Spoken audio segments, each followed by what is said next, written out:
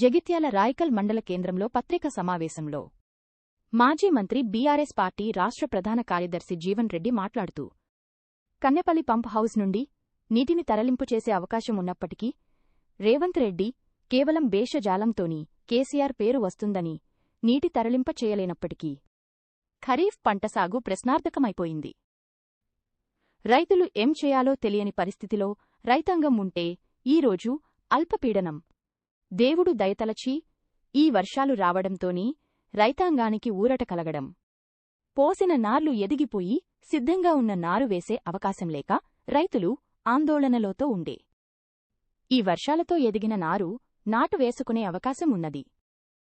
Kannepalli pump house నీటిని తరలిస్తే ఇక్కడ కేసీఆర్ గారికి పేరొస్తున్నటువంటి యొక్క భేషజాలు ఈర్షాలతో ఎదుగుతుందో నీటిని తరలించలేకపోయినప్పటికీ అంటే ఒక విధంగా రేవంత్ రెడ్డి తెలంగాణ రైతాంగం పట్ల దయ లేకున్నా కానీ ఇవాళ దేవుడు దయతలిచి ఇవాళ బంగాళాఖాతంలో అల్పపీడనం అనేది మనం ఊహించిన ఎరువులు ముఖ్యంగా అడుగు మంది ఏదైతున్నదో మనకు 2020 ఏదైతుందో బహుశా నేను అనుకుంటా 1900 రూపాయలు పోయినట్టు అడుగు మంది 2020 2150 ఇవాళ డిఏపి ఏదైతుందో 1350 ఉండేది 1950 కమ్మి.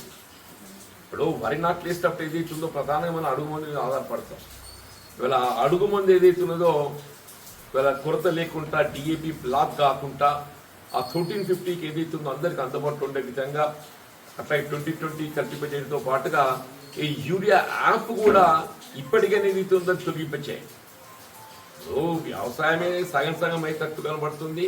మరి ఈ సగం అనేది ఏదైతుందో రైతు ఒక కాన్ఫిడెంట్గా సాగు చేయడానికి ఏదైతుందో అటు విద్యుత్తు కానీ ఇటు ఎరువులు కానీ ఈ రెండు ఏదైతుందో సమస్య ఉత్పన్నం కాకుండా చూడవలసిన బాధ్యత రాష్ట్ర ప్రభుత్వం ఇవాళ రేవంత్ రెడ్డి గారిపై ఉన్నది. నిన్నటి దాకా ఏదైతుందో నువ్వు నిర్లక్ష్యంతో అసలు ఈ కాలం లేని పరిస్థితుల్లో కన్నెపల్లికి వెళ్ళి ప్రాణహిత నీటి జలాలను అందింపజేసే అవకాశం ఉన్నా కానీ భేషజాలతో ఏదైతుందో ఇలా గాడుపు వదిలేసినవే నువ్వు గాడుపు వదిలేసినా కానీ ఏదైతుందో దేవుడు దయతలిచి వీళ్ళ బంగాళాఖాతంలో అల్పపీడనం ఏర్పడడం దాని పర్యవసానం ఏదైతుందో ఈ వర్షాలతోని రైతాంగానికి వాళ్ళ ఆశలు మళ్ళీ రేకెత్తించినాయి.